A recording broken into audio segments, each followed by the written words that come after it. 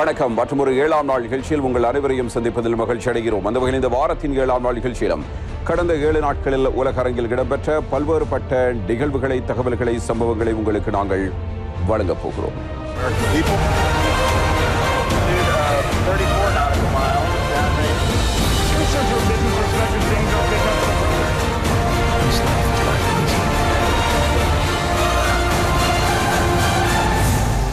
Israel பாலஸ்தீன போர் எப்போது முடிவுக்கு வரும் என்ற எதிர்பார்ப்போடு உலக மக்கள் காத்துக் கொண்டிருக்காது. இப்போதைக்கு முடிவுக்கு வராதே.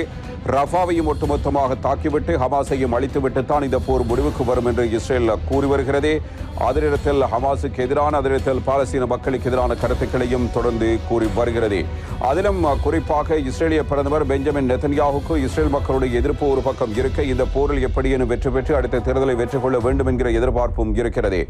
ரஃபா நகரை சுற்றி வளைத்து தாக்குதல் நடத்தும் எண்ணம் தங்களுக்கு இருப்பதாகவும் அதன் மூலமாகத்தான் ஹமாஸ் படையினரை முற்றாக ஒழித்து கட்ட முடியும் என்ற விடயம் இஸ்ரேல் தரப்பில் முன்வைக்கப்பட்டாலும் இது அப்பாவி மக்களை குறிவைத்து நடத்தப்படுகிற தாக்குதலாக அமையப் போகிறது என்று உலகின் பல்வேறு நாடுகள் தமது கண்டனத்தையும் எதிர்ப்பையும் வெளிப்படுத்தி வருகின்றன. அமெரிக்கா கூட இந்த விடயத்துக்கு எதிர்ப்பு தெரிவிக்கிறது. ஆனால் எல்லா வகையிலான உதவிகளையும் செய்து கொண்டிருக்கிறது. கொலம்பிய நாடு அண்மையில் இஸ்ரேலுடைய போர்க்குற்றத்துக்கு எதிராக பேசியிருந்த நிலையில் இப்பொழுது தூதரக ரீதியிலான அனைத்து உறவுகளையும் முடித்துக் கொள்வதாக கொலம்பிய நாட்டினுடைய அதிபர் கூறியிருப்பதும் முக்கியமானதாக அமைகிறது. இது இவ்வாறு இருக்க இஸ்ரேல் பிரதமர் பெஞ்சமின் நெதன்யாஹு உள்ளிட்ட ராணுவ தளபதி, பாதுகாப்பு அமைச்சர் ஆகியோருடைய செயற்பாடுகளை கண்டித்து குற்றவியல் நீதிமன்றத்தினூடாக இவர்களுக்கு எதிராக வழக்கு தொடரப்படும் என்கிற ஒரு எதிர்பார்ப்பும் ஏற்பட்டிருக்கிறது. அவ்வாறு தொடர முடியாது என்று இஸ்ரேலும் அமெரிக்காவும் கூறி வருகிறது. ஏனென்றால் இந்த வரையறைக்குள் அவர்கள் அடங்க மாட்டார்கள் என்பது அவர்களுடைய வாதமாக இருந்தாலும் இஸ்ரேல் பாலஸ்தீனம் அந்த வரையறைக்குள் அடங்குகிறது என்று இப்பொழுது குற்றவியல் நீதிமன்றத்தின் சார்பான தகவல்கள் வெளிப்படுத்தப்படுகின்றன. இது எந்தளவு தூரம் சாத்தியம், எப்படி நடைபெறப் போகிறது என்பதை பொறுத்திருந்தான் பார்க்க வேண்டும். ஏற்கனவே தென்னாப்பிரிக்காவில் இது தொடர்பான வழக்கு விசாரணைகள் இடம்பெற்றன. இஸ்ரேல் எந்தளவு தூரம் மனித படுகொலைகளை செய்திருக்கிறது, இனப்படுகொலையினை செய்திருக்கிறது என்பது தொடர்பில் தென்னாப்பிரிக்காவினுடைய முக்கியமான தலைவர்கள், அதனிடத்தில் ஏனைய நாடுகளுடைய பிரதிநிதிகள் இது பற்றிய கருத்துக்களை வெளிப்படுத்தி வந்திருந்தார்கள். இவ்வாறான ஒரு சூழ்நிலைக்கு மத்தியிலும் தொடர்ந்தும் போர் இடம்பெறும் என்கிற ஒரு அச்சம் பொதுமக்களை இன்னும் வாட்டி வதைத்துக் கொண்டிருக்கிறது. இந்த போர் இப்போதைக்கு முடியுமா என்று கேட்டால் நிச்சயமாக முடியாது என்றே தோன்றுகிறது. ஒரு பக்கம் போர் நிறுத்தத்துக்கு இணங்க வேண்டும் என்ற வேண்டுகோள் விடுக்கப்பட்டாலும் இஸ்ரேல் விதிக்கிற நிபந்தனைகளை ஹமாஸ் ஏற்றுக்கொள்வதாக தெரியவில்லை. அதன் காரணமாக தாமதங்களும் நிலை வருகின்றன. ஹமாஸ் கூறுகிற வகையில் போர் நிறுத்தம் வருவதற்கும் வாய்ப்பு இல்லை. இப்படியான ஒரு நிலையில் மாணவர்கள் இப்பொழுது இந்த போராட்டத்தினை கையில் எடுத்திருக்கிறார்கள். இந்த போர் நிறுத்தப்பட வேண்டும் என்பதற்காக அமெரிக்காவில் இருக்கிற கொலம்பியா பல்கலைக்கழகம் உள்ளிட்ட ஏனைய பல்கலைக்கழகம் மாணவர்களுடைய ஆர்ப்பாட்டம் இப்பொழுது சூடு பிடித்திருக்கிறது. கடந்த சில நாட்களாக இவ்வாறான போராட்டம் இடம்பெற்று கடைசியில் மாணவர்கள் தங்கியிருந்த விடுதி உள்ளிட்ட பிரதேசங்களை கைப்பற்றும் நடவடிக்கையில் போலீசார் ஈடுபட்டு அந்த மாணவர்களும் கைது செய்யப்பட்டு இப்பொழுது சிறையில் அடைக்கப்பட்டிருக்கிறார்கள். இது ஒரு முக்கியமான தகவலாக அமைந்து வருகிறது. மாணவர்கள் மத்தியில் இது ஒரு கொந்தளிப்பாக மாறி இஸ்ரேல் ஆதரவு மாணவர்கள், பாலஸ்தீன ஆதரவு மாணவர்கள் என்ற இந்த போராட்டம் அடுத்த கட்டத்தை நோக்கி நகர்ந்து கொண்டிருக்கிற ஒரு துப்பாக்கி சூழ்நிலையை நாங்கள் பார்க்கலாம். எது எப்படி இருப்பினும் 40,000க்குட்பட்ட பாலஸ்தீனிய மக்கள் இந்த ஒட்டுமொத்த போரிலும் கொல்லப்பட்டிருக்கிறார்கள். இஸ்ரேலை பொறுத்தவரையில் தற்போதைக்கு போரை நிறுத்தும் எண்ணமில்லை, தொடர்ந்தும் போரை நடத்தி கொண்டுதான் இருக்கிறது. அடிக்கடி தாக்குதலை நடத்தப்பட்டுக் கொண்டிருக்கின்றன. மீண்டும் வீரியமிக்க தாக்குதல் விரைவில் தொடங்கப்படும் என்ற எதிர்பார்ப்பும் இதன் மூலம் ஏற்படுகிறது.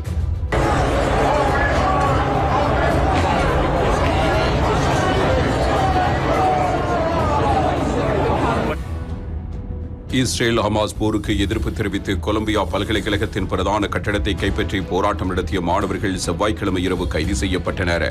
அமெரிக்காவின் சிகாகோ, பிரான்சிஸ்கோ, டிவியோ, கலிபோர்னியா உள்ளிட்ட நகரங்களில் உள்ள கொலம்பியா, ஹார்வர்ட், ஏல், ஐவி லீக் ஸ்கூல், தெற்கு கலிபோர்னியா, டெக்சாஸ் உள்ளிட்ட பல்கலைக்கழகங்களில் கடந்த 2 வாரங்களாக காசா மீதான தாக்குதலை நிறுத்தக் கோரி பாலஸ்தீனத்துக்கு ஆதரவாக மாணவர்கள் உள்ளிருப்பு போராட்டம் நடத்தி வருகின்றனர்.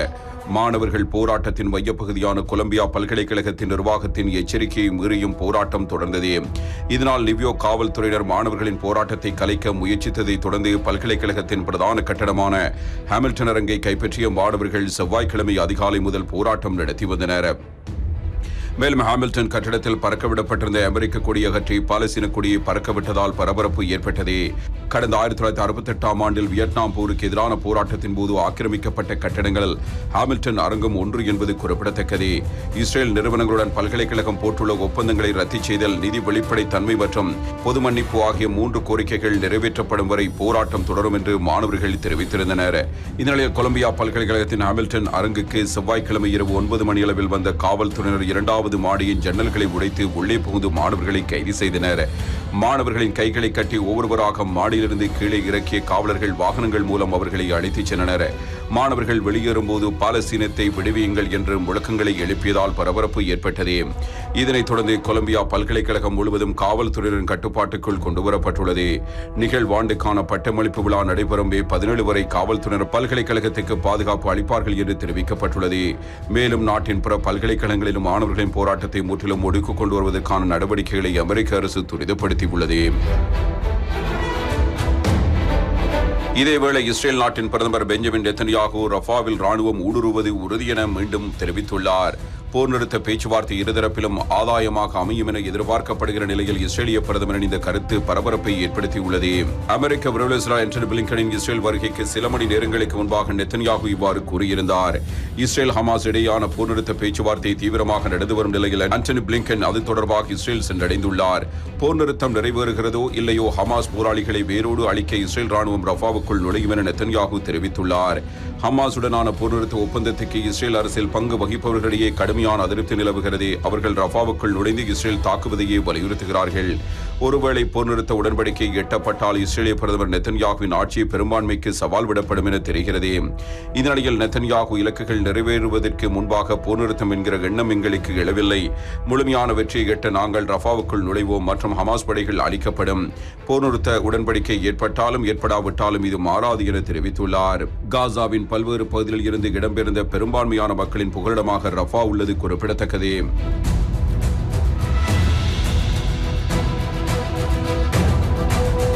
இந்த நிலையில் ஹார்வர்ட் கேப்ஸ் ஹாரிஸ் ஆய்வின் தகவலின்படி அமெரிக்கா பதிவு செய்த வாக்காளர்களில் 80% பேர் இஸ்ரேலுக்கு தங்கள் ஆதரவை வெளிப்படுத்துவதாகவும் 20% பேர் மட்டுமே பாலஸ்தீனத்துக்கு ஆதரவளிப்பதாகவும் தெரிவிக்கப்பட்டுள்ளது.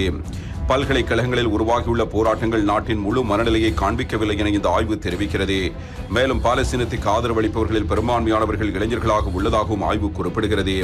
கடந்த மாதமும் இதே போலான ஒரு ஆய்வு 79% அமெரிக்கர்கள் இஸ்ரேலுக்கு ஆதரவளித்ததை குறிப்பிட்டது. இளைஞர்களில் 25 முதல் 34 வயதுள்ளவர்கள் 64% பேரும் 18 முதல் 24 வயதுக்குள் இருப்பவர்கள் 57% பேரும் இஸ்ரேலுக்கு ஆதரவளித்ததாக அந்த ஆய்வு தெரிவித்துள்ளது.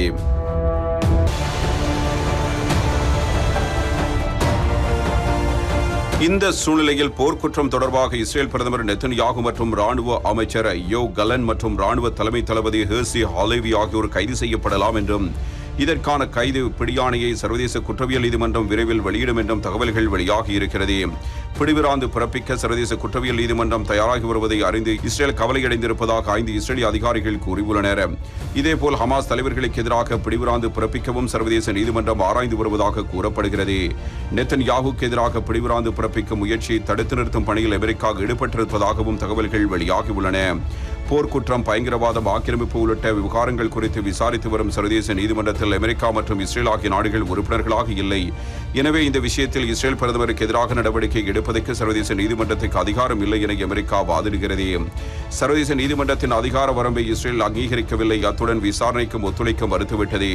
ஆனால் காசா, மேற்குக்கரை மற்றும் கிழக்கு ஜெருசலம் ஆகிய பகுதிகளுக்கு அதிகார வரம்பு இருப்பதாக சர்வதேச நீதிமன்றம் கூறுகிறது.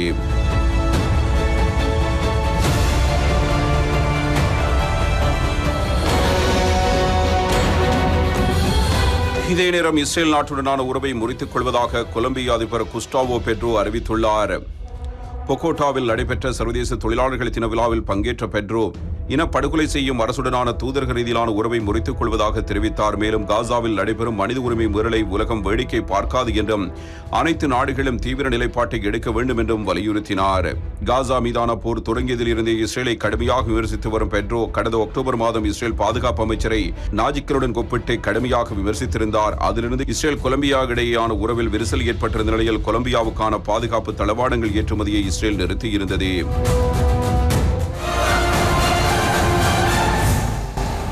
யுக்ரைன் ரஷ்ய பிரச்சனையை பொறுத்தவரையில் ரஷ்யா இப்பொழுதோ தன்னுடைய தாக்குதலை தீவிரப்படுத்தி இருக்கிறது. காரணம், யுக்ரைன் இப்பொழுது போரில் செயலிழந்து வருகின்றமையின் காரணமாக இந்த போரில் மேற்கத்திய நாடுகள் பல்வேறு வழிகளில் யுக்ரைனுக்கு உதவி வருகிற நிலைமையை நாங்கள் அவதானித்துக் கொண்டிருக்கிறோம். நேட்டோ நாடுகள் பல்வேறு வழிகளில் ஆயுத உதவிகள், நிவாரண உதவிகள் என பல்வேறு உதவிகளை யுக்ரைன் ராணுவத்துக்கு வழங்கிக் கொண்டிருக்கிறது. இப்படியான ஒரு நிலையில் எப்படியேனும் விரைவாக யுக்ரைனுடைய முக்கியமான இடங்களை, பிரதேசங்களை கைப்பற்றிவிட வேண்டும் என்பதற்காக ட்ரோன்கள் மூலம், ஆளில்லா விமானங்கள் மூலம் ரஷ்ய படைகள் தாக்குதல் நடத்தி வருகின்றன. ஏவுகணை தாக்குதல்களும் நடத்தப்பட்டுக் கொண்டிருக்கின்றன. அவ்வாறான தாக்குதல் அண்மையில் ஒரு கிராமத்தின் மீது மேற்கொள்ளப்பட்டிருக்கிறது. அதே சந்தர்ப்பத்தில் இன்னும் ஒரு கிராமத்தை கைப்பற்றும் நடவடிக்கையிலும் ரஷ்ய ராணுவம் வெற்றி கண்டிருக்கிறது என்ற தகவல்கள் வெளியாக ஆஸ்திரேலிய நாடும் யுக்ரைனுக்கு தேவையான அனைத்து உதவிகளையும் வழங்குவதற்கு முன்வந்திருக்கிறது. இதேவேளை கருங்கடலையொட்டிய யுக்ரைன் மைக்கோலாய் நகரத்தில் ரஷ்ய ஆளில்லா விமானங்கள் மூலம் ஞாயிற்றுக்கிழமை அதிகாலை தாக்குதல் நடத்தியது.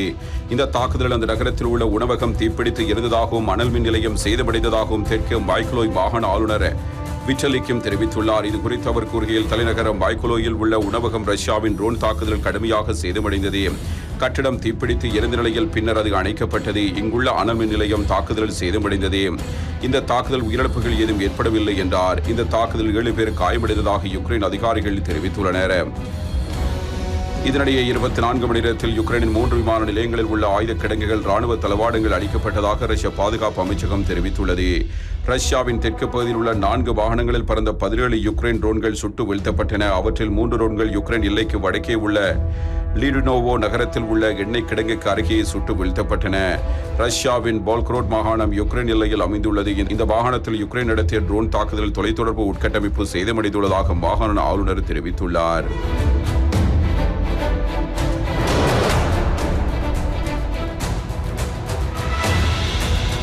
அதிகரித்து வரும் ரஷ்ய வான்வெளி தாக்குதலை முறியடிக்க யுக்ரைனுக்கு கூடுதலாக அதிநவீன பேட்ரியாட் ரக வான் பாதுகாப்பு ஏவுகணைகளை வழங்க அமெரிக்கா முடிவு செய்துள்ளது. இதுகுறித்து அந்நாட்டு பாதுகாப்புத்துறை அமைச்சர் லாய்ட் ஆஸ்டின் கூறும்போது, யுக்ரைனுக்கு கூடுதலாக பேட்ரியாட் ரக வான் பாதுகாப்பு ஏவுகணைகளை அனுப்ப முடிவு செய்துள்ளோம். அந்த நாட்டுக்கு $600 கோடி ராணுவ உதவி அளிப்பதற்கான புதிய திட்டத்தின் கீழ் அந்த ஏவுகணைகள் அனுப்பப்பட உள்ளன. தற்போதைய நிலையில் யுக்ரைனுக்கு அமெரிக்கா அளித்துள்ள மிகப்பெரிய பாதுகாப்பு உதவி இது என்று குறிப்பிட்டார். அவர் ஏற்கனவே யுக்ரைனுக்கு அமெரிக்கா வழங்கியுள்ள வான் பாதுகாப்பு தளவாடங்களில் பயன்படுத்தப்படுவதற்காக இந்த பேட்ரியாட் ஏவுகணைகள் அனுப்பப்பட உள்ளன. எதிரி நாடுகளின் ஏவுகணைகள், போர் விமானங்கள் ஆகியவற்றை ரேடார் மூலம் கண்டறிந்து உடனடியாக இடைமறித்து அளிக்கும் பேட்ரியாட் ஏவுகணைகள் உலகின் மிகச்சிறந்த, மிக துல்லியமான வான் பாதுகாப்பு ஏவுகணை ரகங்களில் ஒன்று. யுக்ரைன் போரில் ரஷ்யாவுக்கு எதிராக பயன்படுத்துவதற்காக அந்த ரக ஏவுகணைகள் மற்றும் அவற்றை செலுத்தும் தளவாடங்களை வழங்குவதாக அமெரிக்க அதிபர் ஜோ பைடன் கடந்த 2022 டிசம்பர் மாதம் அறிவித்த போது அதனை ரஷ்யா கடுமையாக கண்டித்தது.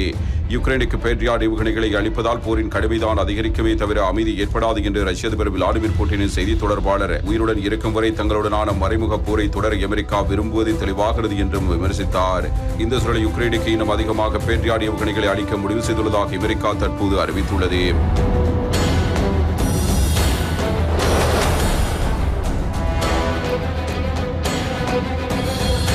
இதேவேளை ரஷ்ய ஆயுத உற்பத்தியை ஊக்குவிக்கும் வகையிலான பொருட்களை அந்த நாட்டுக்கு தொடர்ந்து விற்பனை செய்தால் சீனா மீது பொருளாதார தடைகள் விதிக்கப்படும் என்று அமெரிக்கா எச்சரித்துள்ளது. சீனாவில் சுற்றுப்பயணம் மேற்கொண்ட அமெரிக்க வெளியுறவுத்துறை அமைச்சர் ஆண்டனி பிளிங்கன் அந்த நாட்டு அதிபர் ஷி ஜின்பிங்கை நேரில் சந்தித்து இந்த எச்சரிக்கையை விடுத்தார். உலகின் இரு பெரும் பொருளாதார சக்திகளான அமெரிக்காவுக்கும் சீனாவுக்கும் இடையே நீண்ட காலமாக இருதரப்பு வர்த்தகத்தில் பதற்றம் நிலவி வருகிறது.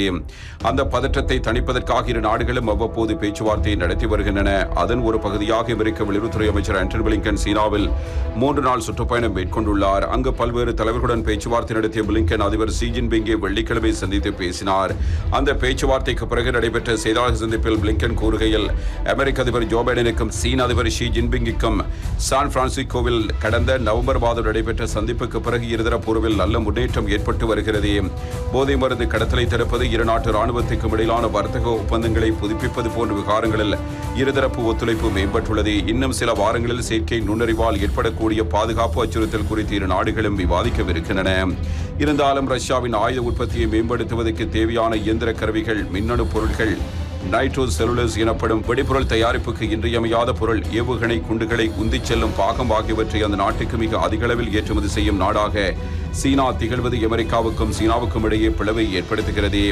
யுக்ரைனுக்கு எதிரான ஆக்கிரமிப்பு போரை ரஷ்யா முன்னெடுத்துச் செல்வதற்கு சீனா ஏற்றுமதி செய்யும் கருவிகளும் சாதனங்களும் பெரிதும் உதவுகின்றன. இது யுக்ரைனின் பாதுகாப்புக்கு மட்டுமன்றி ஒட்டுமொத்த ஐரோப்பாவின் நிலைத்தன்மைக்கு அச்சுறுத்தலை ஏற்படுத்தியுள்ளது. எனவே இதிலுள்ள பிரச்சனையை சீனா புரிந்து கொண்டு செயற்படாவிட்டால் அந்த நாட்டின் மீது அமெரிக்காவும் ஐரோப்பிய நாடுகளும் புதிய பொருளாதார தடைகளை விதிக்க தயாராக உள்ளன என்றார் பிளிங்கன். இதற்கு முன்னதாக யுக்ரைன் போரில் ரஷ்யாவுக்கு சீனா உதவுவதாக அமெரிக்க அதிபர் ஜோ பைடனும் குற்றஞ்சாட்டி இருந்தார். யுக்ரைன் மீது தாக்குதல் நடத்துவதற்கு அதிபர் விளாடிமிர் புட்டினுக்கு வடகொரியா பாலிஸ்டிக் வகை ஏவுகணைகளையும் ஈரான் ட்ரோன்களையும் அனுப்புவதாக கூறியவர் ரஷ்ய ஆயுத உற்பத்தியை வெகுவாக அதிகரிப்பதற்கு தேவையான தொழில்நுட்ப பாகங்களை வழங்குவதன் மூலம் சீனாவும் இந்த பட்டியலில் உள்ளதாக கூறினார்.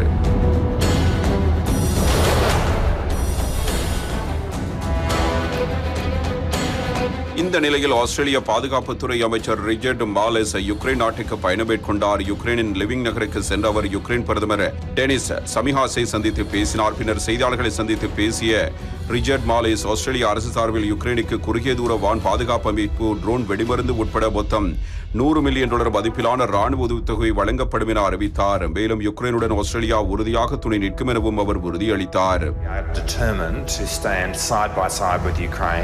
For as long as it takes for Ukraine to prevail.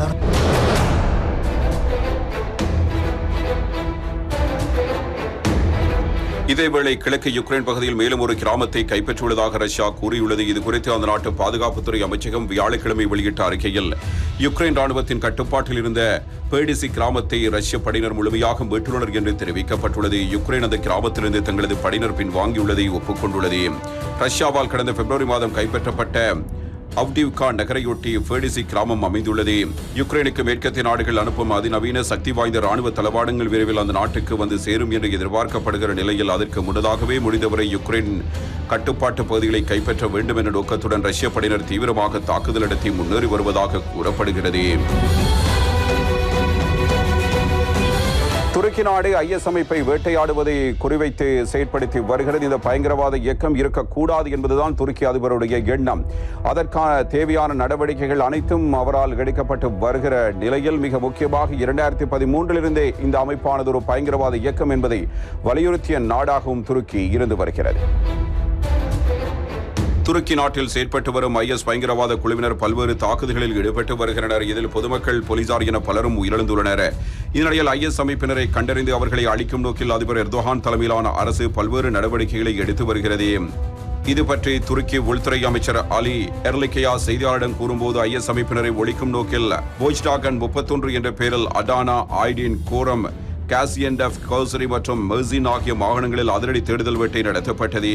இதில் சந்தேகத்துக்குரிய வகையிலான 38 பேர் கைது செய்யப்பட்டுள்ளனர். இந்த சோதனையின் போது வெளிநாடு மற்றும் துருக்கி நாட்டு கரன்சி நோட்டுகளும் பெரிய அளவில் கைப்பற்றப்பட்டன. சில டிஜிட்டல் ஆவணங்களும் பறிமுதல் செய்யப்பட்டன என தெரிவித்துள்ளனர். துருக்கி நாடு 2013 ஆண்டு முதல் IS அமைப்பினரை ஒரு பயங்கரவாத அமைப்பு என அறிவித்துள்ளது. 2015 ஆண்டு முதல் அந்நாட்டில் நடந்து வரும் கொடூர தாக்குதலுக்கு இந்த அமைப்பே காரணம் என குற்றஞ்சாட்டும் கூறி வருகிறது. கடந்த ஜனவரியில் இஸ்தான்புல் நகரில் ரோமன் கத்தோலிக்க கிறிஸ்தவ ஆலயம் ஒன்றின் மீது நடந்த தாக்குதல் ஒருவர் பலியானார். இதற்கு IS பயங்கரவாதிகளே காரணம் என்றும் அரசு அப்போது தெரிவித்திருந்தது. ஈராக்கில் ஓரினச் சேர்க்கையில் ஈடுபட்டால் 15 ஆண்டு சிறை தண்டனை என்கிற ஒரு தீர்மானம் எடுக்கப்படுகிறது. சட்ட ரீதியான தீர்மானமாக இது அமைந்திருக்கிறது. இவ்வாறு ஈராக்கில் ஒரு தீர்மானம் எடுக்கப்பட்டிருக்கிற அதே நேரத்தில் இன்னும் ஒரு டிக்டாக் செயலியை நடத்தி வந்த பெண்ணும் சுட்டு படுகொலை செய்யப்பட்டிருக்கிறார். ஓரின சேர்க்கைக்கு எதிரான நாடுகளில் ஒன்றாக ஈராக் திகழ்கிறது. இதனை எதிர்க்கும் வகையில் ஈராக் நாடாளுமன்றத்தில் மசோதா தாக்கல் செய்யப்பட்டது. எம்பிக்கள் வாக்கெடுப்புக்கு விடப்பட்டது. இதனிடையில் பெரும்பான்மையினர் ஆதரவுடன் ஈராக்கில் ஓரின சேர்க்கை, விபச்சாரம் உள்ளிட்டவற்றை குற்றமாக அறிவித்து சட்ட மசோதா நிறைவேற்றப்பட்டது. அதன்படி ஈராக்கில் ஓரின சேர்க்கையாளர்களுக்கு 15 ஆண்டுகள் வரை சிறை தண்டனை விதிக்கப்பட உள்ளது. விபச்சாரத்துக்கு சிறை தண்டனை, திருநங்கைகள், திருநம்பிகளுக்கு 3 ஆண்டுகள் சிறை, உறுப்பு மாற்று அறுவை சிகிச்சையில் ஈடுபடும் வைத்தியர்களுக்கு தண்டனை உள்ளிட்டவை அறிவிக்கப்பட்டுள்ளது. ஏற்கனவே ஈராக்கில் ஓரின சேர்க்கையில் ஈடுபடுவோருக்கும் மரண தண்டனை அறிவிக்கப்பட்ட நிலையில் அமெரிக்கா உள்ளிட்ட நாடுகளின் அழுத்தம் காரணமாக அது நிறுத்தி வைக்கப்பட்டதும் நினைவு கூறத்தக்கது.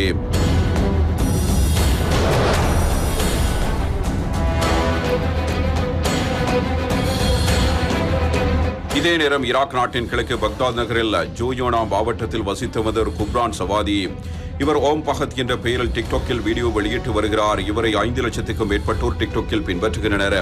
இதனிடையில் குப்ரான் சவாதி என்ற இயற்பெயர் கொண்ட ஓம் பகத் அவரது வீட்டுக்கு அருகே காரின் உள்ளே அமர்ந்திருந்தார். அப்போது மோட்டார் சைக்கிளில் வந்த மர்ம நபர் ஒருவர் திடீரென துப்பாக்கியால் சுட்டுக் கொன்றுவிட்டு தப்பி ஓடிவிட்டார். இரத்த வெள்ளத்திலே அங்கே சரிந்த குப்ரான் சவாதி உயிரிழந்தார்.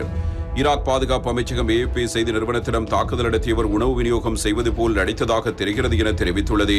இதற்கிடையில் இந்த தாக்குதலில் மற்றொரு பெண் காயமடைந்ததாக அமெரிக்காவுக்கு சொந்தமான அல் ஹுரா என்ற செய்தி நிறுவனம் தெரிவித்துள்ளது. ஈராக் உள்துறை அமைச்சகம் வெளியிட்ட ஒரு அறிக்கையில் சமூக வலைதளங்களில் மிகவும் பிரபலமான பெண் குப்ரான் சவாதி இவர் மர்ம நபரால் சுட்டுக் கொல்லப்பட்டார். இவரது மரணம் குறித்து விசாரிக்க சிறப்பு குழு ஒன்று நியமிக்கப்பட்டுள்ளது என தெரிவித்துள்ளது. நாட்டின் கலாச்சாரத்திற்கு தீங்கு விளைக்கும் வகையில் டிக்டாக் மூலம் வீடியோக்களை பதிவேற்றியதன் குற்றச்சாட்டின் பேரில் குப்ரான் சவாதிக்கு கடந்த ஆண்டு ஈராக் நீதிமன்றம் 6 மாத சிறை தண்டனை விதித்திருந்தமையும் குறிப்பிடத்தக்கது.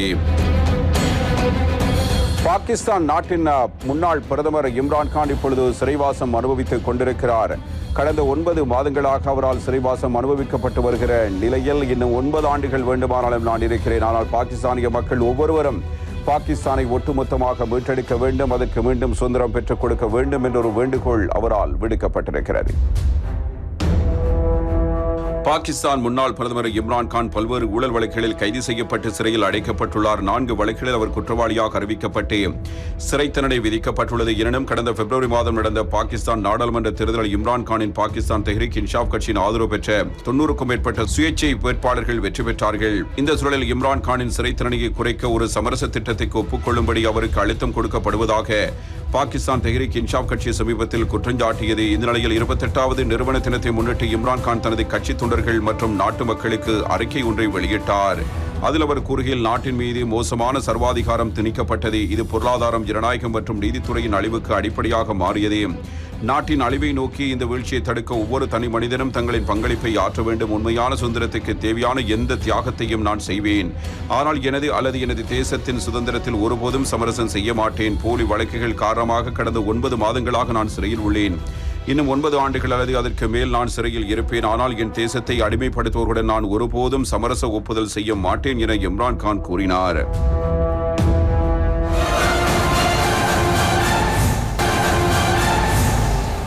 ஒரு சில முக்கியமான வர்த்தக நிறுவனங்களை நடத்துகின்ற முதலாளிகள் நல்லவர்களாக இருப்பார்கள். அதிலும் குறிப்பாக தங்களுடைய ஊழியர்கள் குறித்து அதிக அக்கறையோடு அவர்கள் செயல்படுவார்கள். பெரும்பாலானவர்கள் அப்படி இல்லை. இருந்த போதிலும் ஒரு சிலர் அப்படி இருக்கிறார்கள்.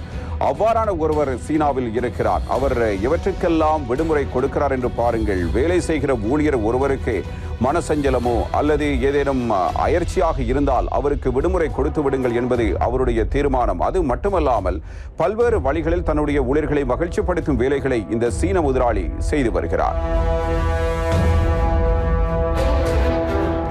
சீனாவின் மத்திய பகுதியில் அமைந்த ஹெனான் மாகாணத்தில் பாங் டாங் லாய் என்ற பெயரிலான சிலரை வர்த்தக விற்பனை செய்யும் சூப்பர் மார்க்கெட் செயற்பட்டு வருகிறது. பல்வேறு இடங்களில் கிளை பரப்பி செயற்பட்டு வரும் இந்த நிறுவனர் யூ டாங் லாய் சமீபத்தில் சீனாவில் சூப்பர் மார்க்கெட் பிரிவை மேம்படுத்தும் நோக்கில் 6 நாள் கருத்தரங்கு ஒன்று நடத்தப்பட்டது. இதில் டாங் லாயும் கலந்து கொண்டார். அப்போது அவர் பேசுகையில் வேலையில் இருக்கும் ஒவ்வொரு பணியாளருக்கும் சுதந்திரம் வேண்டும் என நான் விரும்புகிறேன். ஒவ்வொருவருக்கும் மகிழ்ச்சியுற்ற தருணம் வரும். அப்படி நீங்கள் மகிழ்ச்சியாக இல்லையெனில் வேலைக்கு வர வேண்டாம் என கூறினார். இதன்படி ஊழியர்கள் தங்களுக்கான ஓய்வு நேரம் எதுவென்று அவர்களை முடிவு செய்து கொள்ள முடியும். அதற்கான சுதந்திரம் அவர்களுக்கு வழங்க வேண்டும். வேலைக்கு வெளியே அவர்கள் அனைவருக்கும் போதிய ஓய்வு இருக்க வேண்டும் என்பது யூவின் விருப்பம். இந்த விடுமுறையை எடுக்கக்கூடாது என நிர்வாகம் மறுக்க முடியாது. மறுப்பது என்பது விதி மீறலாகும் என பேசியுள்ளார். மகிழ்ச்சியற்ற தருணத்தில் விடுமுறை எடுக்கும் அவருடைய யோசனைக்கு சீனாவில் பலத்த வரவேற்பு கிடைத்துள்ளது. இது சமூக ஊடகங்களிலும் வைரலானது. அவர் ஒரு நல்ல முதலாளி. இந்த நிர்வாகத்தின் கலாச்சாரம் நாடு முழுவதும் ஊக்கப்படுத்தப்பட வேண்டும் என அந்நாட்டில் இருந்து வெளிவரும் வெய்போ சமூக ஊடக பயனாளர் ஒருவர் பதிவிட்டிருக்கிறார். இதே போன்று மற்றொருவர் நான் டாங்லாய் நிறுவனத்துக்கு மாறலாம் என நினைக்கிறேன். எனக்கு மகிழ்ச்சியும் மதிப்பும் கிடைக்கும் என உணர்கிறேன் என தெரிவித்துள்ளார். 2021ஆம் ஆண்டு சீனாவில் பணியிடத்தில் கவலை ஏற்படுவது பற்றி நடத்தப்பட்ட ஆய்வு ஒன்றில் 65% பணியாளர்கள் களைப்பாக உணர்வதுடன் வேலையில் மகிழ்ச்சியற்றும் உள்ளனர் என தெரியவந்தது. குறைவான ஊதியம், பணியாளர்கள் ஒருவருக்கொருவர் இடையான சிக்கலான உறவுகள் மற்றும் கூடுதலான நேரம் பணியாற்றும் கலாச்சாரம் ஆகியவை எதிர்மறை உணர்வுகளை உண்டு பண்ணக்கூடிய காரணிகளாக கண்டறியப்பட்டன. இந்த நிலையில் 2023ஆம் ஆண்டு யூ பேசும்போது பல மணி நேரம் வேலை செய்ய வேண்டும் என சீனாவில் உள்ள முதலாளிகள் கூறி வரும் கலாச்சாரத்துக்கு எதிராக தன்னுடைய கண்டனங்களை வெளியிட்டார். இதனால் மற்றவர்களின் வளர்ச்சிக்கான வாய்ப்புகள் அபகரிக்கப்படுகின்றன என்றும் கூறினார். அவருடைய வேலை வாய்ப்புகள் கொள்கைகள் என எடுத்துக்கொண்டால் நாளொன்றுக்கு ஊழியர்கள் 7 மணி நேரம் வேலை செய்ய வேண்டும். வார விடுமுறை வழங்க வேண்டும். ஆண்டுக்கு 30 முதல் 40 நாட்கள் விடுமுறை மற்றும் சந்திர புது வருடத்தின் போது 5 நாட்கள் விடுமுறையும் அளிக்க வேண்டும் என தெரிவிக்கிறது. அவருடைய நிறுவனத்தின் வருங்காலம் பற்றி பேசும்போது, நாங்கள் பெரிய பணக்காரராக வேண்டும் என விரும்பவில்லை. எங்களுடைய ஊழியர்கள் ஆரோக்கியம், அமைதி மற்றும் மகிழ்ச்சியான வாழ்க்கையை வாழ வேண்டும். அதனால் நிறுவனமும் வளரும் என கூறுகிறார். சுதந்திரமும் அன்பும் தன்னுடைய தத்துவங்கள் என டாங்லாய் கூறுகிறார். அவருடைய நிறுவன பணியாளர்களின் மாத சராசரி வருவாய் இலங்கை ரூபாய் பெறுமதியில் 4 லட்சம் ரூபாய் வரையில் இருக்கும். 2019ஆம் ஆண்டு சீனாவில் சில்லறை பணியாளர்களின் சராசரி வருவாய் 1,20,00,000 ரூபாவாக இருந்து வந்தது. இவருடைய நிறுவனம் 13 இடங்களில் பரவியுள்ளன. 29 ஆண்டு வரலாற்றில் வாடிக்கையாளர் சேவையில் சிறந்த தரத்துடன் செயற்பட்டு நாடு முழுவதும் நல்ல பெயரை ஈட்டியுள்ளது. டாங்லாயின் சூப்பர் மார்க்கெட் நுழைவு பகுதியில் வளர்ப்பு பிராணிகளுக்கு தண்ணீர் வழங்க மற்றும் குளிர்விக்க சாதனங்களும் உள்ளன. ஏசி சுத்தப்படுத்துதல், கைப்பை பராமரித்தல் உட்பட 100 இலவச சேவைகளையும் அவர்கள் வழங்குகின்றனர்.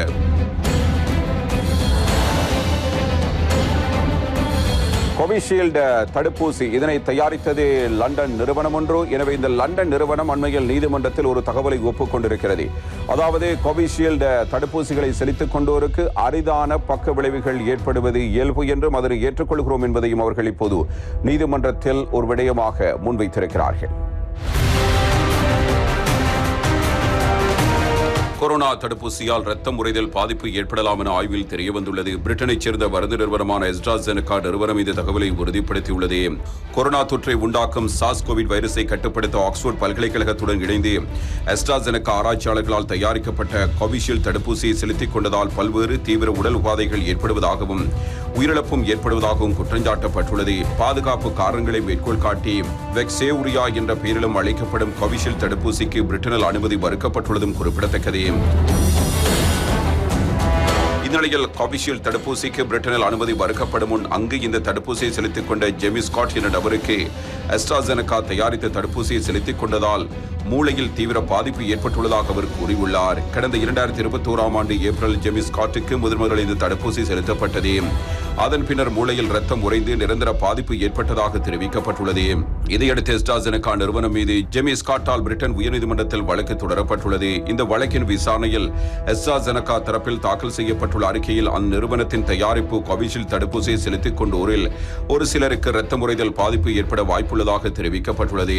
இதனால் ஏற்படும் த்ரோம்போசைடோபீனியா சிண்ட்ரோம் பாதிப்புடன் கூடிய த்ரம்போசிஸ் காரணமாக இரத்தத்தில் இரத்த தட்டுகளின் எண்ணிக்கை கணிசமாக குறையும் அபாயம் இருப்பதாகவும் தெரிவிக்கப்பட்டுள்ளது. இந்த ஆய்வு குறித்த விரிவான தகவல் விரைவில் வெளியிடப்படும் என்றும் தெரிகிறது. கூகுளில் பைத்தான் என்ற ஒரு குழு செயற்பட்டு வந்தது. அந்த குழுவினை இப்பொழுது பணிநீக்கம் செய்திருக்கிறது கூகுள் நிறுவனம். இது மென்பொருள் துறையில் ஒரு பாரிய அதிர்ச்சிகரம் தகவலாக அமைந்திருக்கிறது. அதே போன்றுதான் எலான் மஸ்கும் தன்னுடைய நிறுவனத்திலிருந்து ஊழியர்களை பணிநீக்கம் அதிரடி நடவடிக்கையை எடுத்து வருகிறார். கூகுள் நிறுவனம் பைத்தான் புரோகிராமிங் குழுவை ஒட்டுமொத்தமாக பணிநீக்கம் செய்துள்ளது. அதிக ஊதியத்தில் இருப்பதால் பைத்தான் குழுவை பணிநீக்கம் செய்துவிட்டு குறைந்த ஊதிய விகிதத்தில் பணியாளர்களை எடுக்கும் நோக்கத்துக்காக கூகுள் நிறுவனம் இந்த முடிவை எடுத்துள்ளதாக கூறப்படுகிறது. அமெரிக்காவை தலைமையிடமாக கொண்டு செயற்படும் கூகுள் நிறுவனம் கடந்த சில நாட்களாகவே தனது நிறுவனத்தின் ஆள்குறைப்பு பணிகளில் ஈடுபட்டு வருகிறது. கடந்த ஜனவரி மாதம் முதல் பொறியாளர்கள் ஹார்ட்வேர்ட் குழு உதவி பொறியாளர்கள் குழுவில் பணிநீக்கம் செய்து வருகிறது.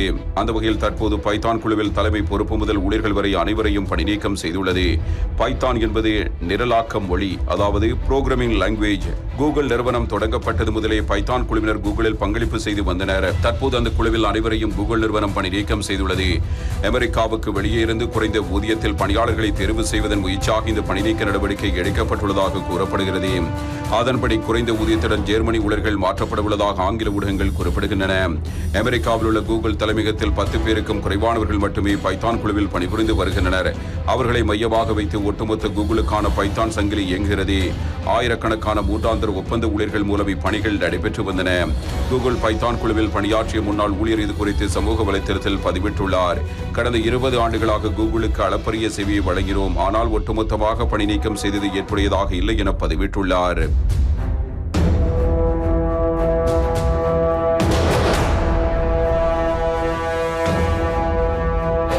இதேவேளை மின்சார தானியங்கி கார்கள் உற்பத்தி செய்யும் நிறுவனமான டெஸ்லா நிறுவனத்தின் தலைமை பொறுப்புகளில் பணியாற்றிய 2 உயர் அலுவலர்களை பணிநீக்கம் செய்ததாக தகவல்கள் வெளியாகியுள்ளன.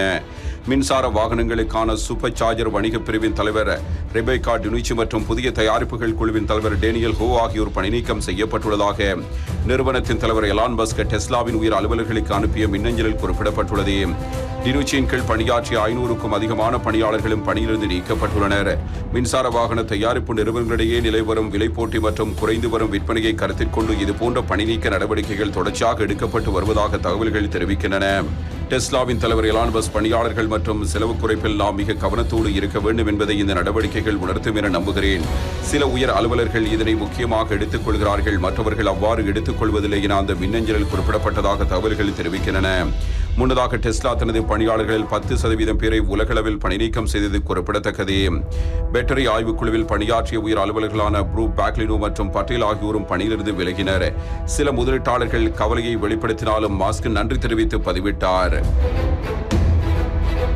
விண்வெளியில் 14 கோடி மைல் தொலைவில் இருந்து பூமிக்கு வந்த சிக்னல். நாசாவே இதனை பார்த்து ஆச்சரியப்பட்டிருக்கிறது.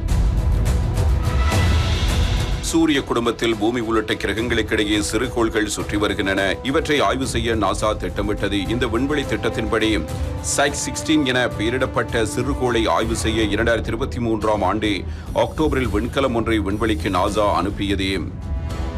பொதுவாக சிறுகோள்கள் பெரிய கற்களால் ஆனவை. ஆனால் இந்த சிறுகோளானது உலகங்களால் உருவாகி இருக்கும் என நம்பப்படுகிறது. இது சூரிய குடும்பத்தில் அரிய ஒன்றாகும். செவ்வாய் மற்றும் வியாழன் ஆகிய கிரகங்களுக்கிடையே இந்த சிறுகோள் உள்ளது என்று கூறப்படுகிறது.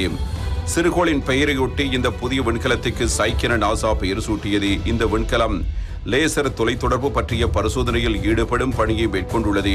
இதற்காக DSOC எனப்படும் விண்வெளியின் ஆழ்ந்த ஒளி வழியான தொலைத்தொடர்புகளை கண்டறியும் சாதனம் சைக் விண்கலத்தில் உள்ளது. இதன் உதவியால் விண்வெளியில் தொலைதூரத்தில் இருந்து கொண்டு லேசர் வழியான தொலைத்தொடர்புகளை ஏற்படுத்துவது சாத்தியப்படும். விரைவில் இணைப்பை மேற்கொள்ளவும் வழிவகுக்கும். சைக் விண்கலம் ரேடியோ அலைவரிசை தொலைத்தொடர்பை முதலில் பயன்படுத்தி வந்தது. இந்த நிலையில் DSOC தொழில்நுட்பம் அதன் திறனை நிரூபித்துள்ளது. இது நாசா விஞ்ஞானிகளை ஆச்சரியத்தில் ஆழ்த்தியுள்ளது.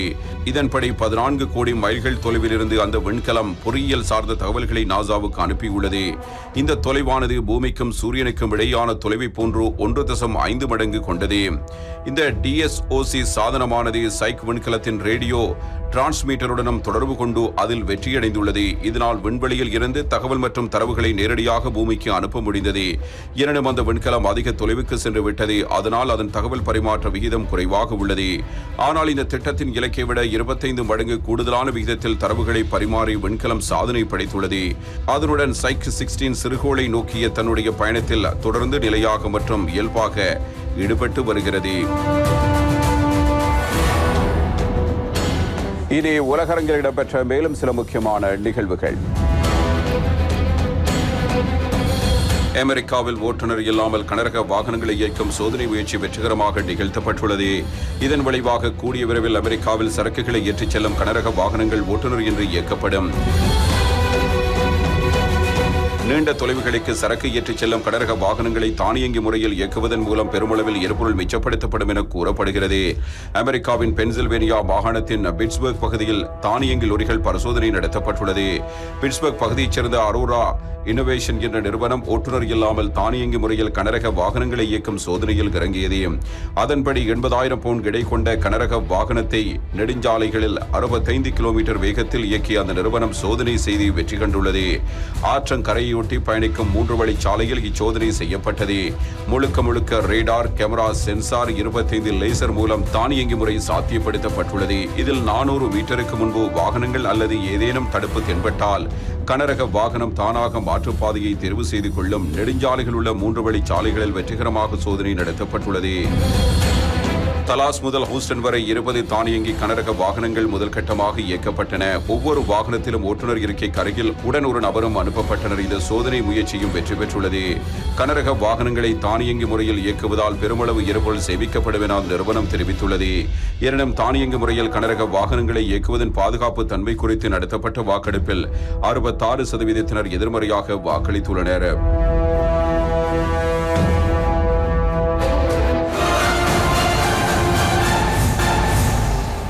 உலகின் பல்வேறு நாடுகளில் இயற்கை அனர்த்தங்கள் நாளுக்கு நாள் அதிகரித்துக் கொண்டே செல்கிறது. அந்த வகையில் கென்யாவில் அண்மை காலமாக ஏற்பட்டு வருகிற வெள்ளப்பெருக்கு அதிகளவான உயிரிழப்புகளை ஏற்படுத்தி மக்களுடைய அன்றாட வாழ்க்கையிலும் பெரும் பாதிப்பினை ஏற்படுத்தி இருக்கிறது. அதே போன்று சீனாவில் அண்மையில் ஏற்பட்ட ஒரு பள்ளம் ஒன்றின் காரணமாக அந்த பகுதியில் சென்ற வாகனங்கள் அனைத்தும் பள்ளத்துக்குள் பாய்ந்தமையின் காரணமாக 40க்கும் மேற்பட்டோர் உயிரிழந்திருக்கிறார்கள். இவ்வாறு பல்வேறு இடங்களில் பல சம்பவங்கள் இடம்பெற்று வருகின்றன. ஒரு பக்கம் இந்தோனேஷியாவுடைய எரிமலை சீற்றம் அங்கிருக்கிற மக்களை வெளியேற்றும் நடவடிக்கையினை எடுத்திருக்கிறது. எந்த பகுதியில் திரும்பினாலும் எந்த நாட்டில் எடுத்தாலும் தொடர்ந்தும் இவ்வாறான இயற்கை அச்சுறுத்தல் இடம்பெற்றுக் கொண்டே இருக்கிறது. நாங்கள் 2 வாரங்களுக்கு முன்பு பார்த்தோம் துபாயில் ஏற்பட்ட கனமழை, அதனைத் தொடர்ந்து ஏற்பட்ட பாதிப்பு. அதற்கு பிறகு விமான நிலையங்கள் இயங்குவதற்கான ஏற்பாடுகள் செய்யப்பட்டதான தகவலை கடந்த வாரத்தில் வழங்கியிருந்தோம். இப்போது மீண்டும் கனமழை ஏற்பட்டிருக்கிறது.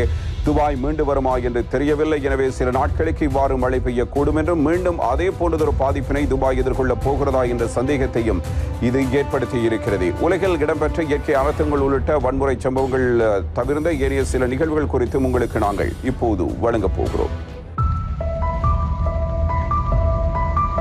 சீனாவின் குவாண்டோங் மாகாணத்தில் கடந்த சில நாட்களாக தொடர் கனமழை பெய்து வருகிறது. இதன் காரணமாக அங்குள்ள ஜோவு நகர நெடுஞ்சாலையில் பயங்கர நிலச்சரிவு ஏற்பட்டது. இதனால் ஏற்பட்ட ராட்சத பள்ளத்தில் அங்கு சென்று கொண்டிருந்த பல வாகனங்கள் அடுத்தடுத்து பாய்ந்தன. இது குறித்து தகவல் அறிந்து மீட்புப் படையினர் சம்பவ இடத்துக்கு விரைந்து சென்று மீட்புப் பணியில் ஈடுபட்டனர். அப்போது அந்த பள்ளத்தில் சிக்கிய வாகனங்களை மீட்கும் பணியில் அவர்கள் துரிதமாக செயற்பட்டனர். அதன்படி 30க்கும் மேற்பட்டவர்கள் மீட்கப்பட்டு சிகிச்சைக்காக வைத்தியசாலைக்கு கொண்டு செல்லப்பட்டனர். இந்த சம்பவத்தில் 24 பேர் உயிரிழந்ததாக கூறப்பட்ட நிலையில் தற்போது பல எண்ணிக்கை 48ஆக உயர்ந்துள்ளது. மேலும் பல வாகனங்கள் மண்ணில் புதையுண்டு இருப்பதால் மீட்புப் படையினர் தொடர்ந்து மீட்புப் பணியில் ஈடுபட்டு வருகின்றனர்.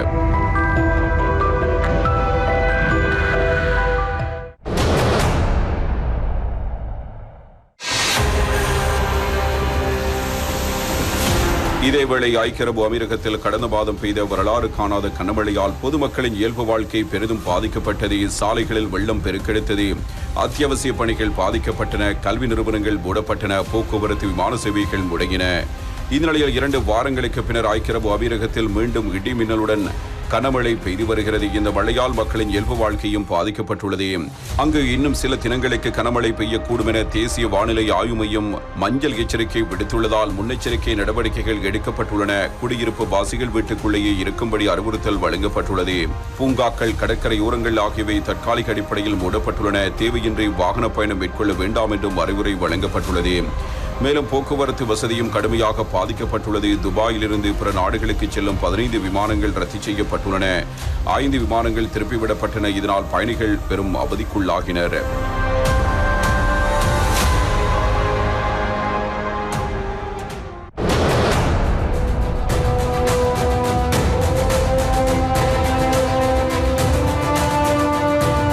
இதேவேளை இந்தோனேஷியாவின் வடக்கு சுலவேசி மாகாணத்துள்ள ருயாங் தீவில் உள்ள எரிமலையொன்று கடந்த மாதம் கரும்புகையை கக்கியபடி வெடித்து சிதறத் தொடங்கியது. பின்னர் அமைதியான நிலையில் கடந்த சில நாட்களாக அந்த எரிமலை மீண்டும் வெடித்து சிதறத் தொடங்கியுள்ளது. முன்னெச்சரிக்கை நடவடிக்கையாக அந்த தீவிலுள்ள எரிமலை அடிவார குடியிருப்புகளில் வசித்து வந்த 12,000 பொதுமக்கள் மீட்கப்பட்டனர். எரிமலை வெடிப்பை தொடர்ந்து கண்காணித்து வரும் நிலையில் அதன் தாக்கம் அதிகமாக இருப்பதையடுத்து அங்குள்ள கல்வி நிறுவனங்களான பள்ளி, கல்லூரிகள் மூடப்பட்டன. இதையடுத்து சுற்றுலா பயணிகளின் வருகையை தவிர்க்கும் வகையில் சர்வதேச விமான நிலையமான சாம் ரத்துலங்கி உட்பட 7 விமான நிலையங்கள் மூடப்பட்டன.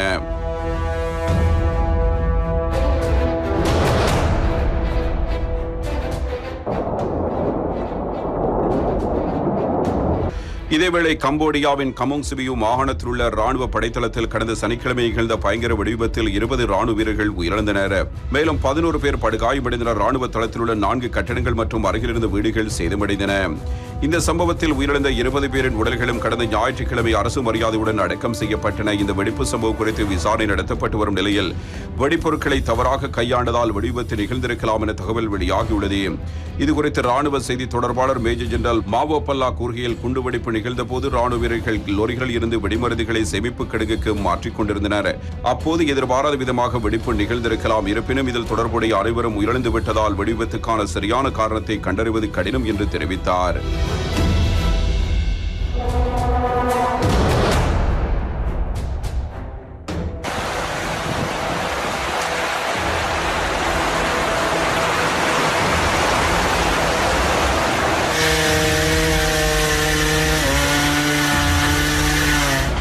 இதேவேளை கிழக்கு ஆப்பிரிக்க நாடான கென்யாவில் கடந்த சில நாட்களாக கனமழை பெய்து வரும் நிலையில் தலைநகர் நைரோபி வெள்ளத்தில் மிதக்கிறது. முக்கிய சாலைகள் துண்டிக்கப்பட்டுள்ளதால் இயல்பு நிலை முற்றிலும் பாதிக்கப்பட்டுள்ளது.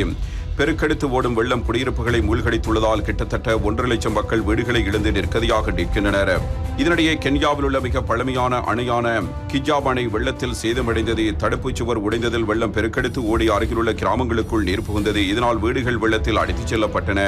வெள்ளத்தில் சிக்கிய இதுவரை 40 பேர் பலியாகியுள்ளனர். பலர் இன்னும் மாயமாகியுள்ளதால் பல எண்ணிக்கை உயரலாம் என அஞ்சப்படுகிறது.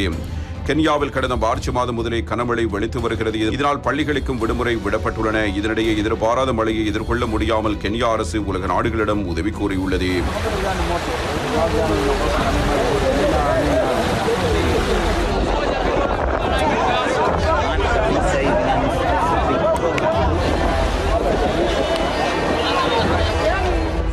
இத்துடன் இந்த வாரத்தின் 7ஆம் நாள் நிகழ்ச்சியை நிறைவுக்கு வருகிறது. தயாரிப்பில் உதவிய மிஸ் அஃபானுக்கு நன்றி கூறி இன்றைய நிகழ்ச்சியிலிருந்து விடைபெற்றுக் கொள்கின்றேன். மீண்டும் அடுத்த வாரம் சந்திப்போம்.